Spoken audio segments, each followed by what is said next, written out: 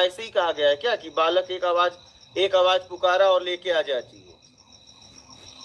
और यही प्रकृति एक स्टेज में जाके परीक्षा भी लेती है, मुझे ये हाँ परीक्षा, भाई आपके पिताजी का ही स्कूल है, लेकिन परीक्षा में तो तुम्हें बैठना पड़ेगा।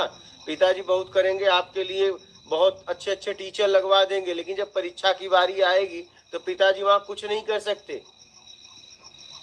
आप समझिए ना, उसमें क्या करेंगे पिताजी? फिर परीक्षा में अकेले बैठोगी तो कि पिताजी मदद करेंगे? वहां पिताजी भी चले जाएंगे क्या? स्कूल भी बंद हो जाएगी। कहने का मतलब है परीक्षा तो देना ही पड़ेगा। लोअर क्लास में उतना हार्ड परीक्षा नहीं होती, ऊपर जाते जाते ज्यादा हार्ड। ऊपर में ही होती है, लो में तो तुम्हें बगल में ही बताया जाता है ये लिख दो, ये लिख दो। हाँ 5वीं क्लास तक, चौथी क्लास तक तो आपको लिखाया जाता है कि ये यहाँ लिख, पास कराने के लिए। फिर जैसे जैसे आप आगे जाते हो वैसे वैसे कठोर परीक्षा होने लगती है, क्योंकि अब आप समाज में कुछ करोगे ना,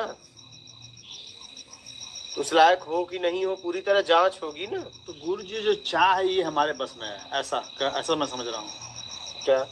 तो इस रास्ते में चलना जो चाह ये आपके बस में, ये हमारे बस में, आपको प्राकृतिक नहीं डालते। नहीं। जैसे स्कूल एक बार आपको स्कूल आपको फिक्स करती है, आपको ये सब्जेक्ट लेना है, कहीं भी चले जाओ। फिर एक बार जब आप योग्य हो जाते हो तो कहती अब बताओ तुम किस सब्जेक्ट से क्या पढ़ के क्या बनना चाहते हो। उस समय अब आपको बोलना पड़ेगा, आपको फार्म भरना पड़ेगा कि मैं इस सब्जेक्ट से ये पढ़ना चाहता हूँ, ये मैं बनना चाहता हूँ। अगर उस समय आप अगर नहीं ले पाए तो स्कूल नहीं दे सकती क्या? वो निर्णय आपको लेना पड़ेगा, पता है ना। लेकिन बचपन में आपको बोला नहीं, आप चॉइस नहीं करोगे, जैसा मैं कर रहा हूँ वैसा। बात समझ रहे हो? तो ऐसी ही प्रकृति है।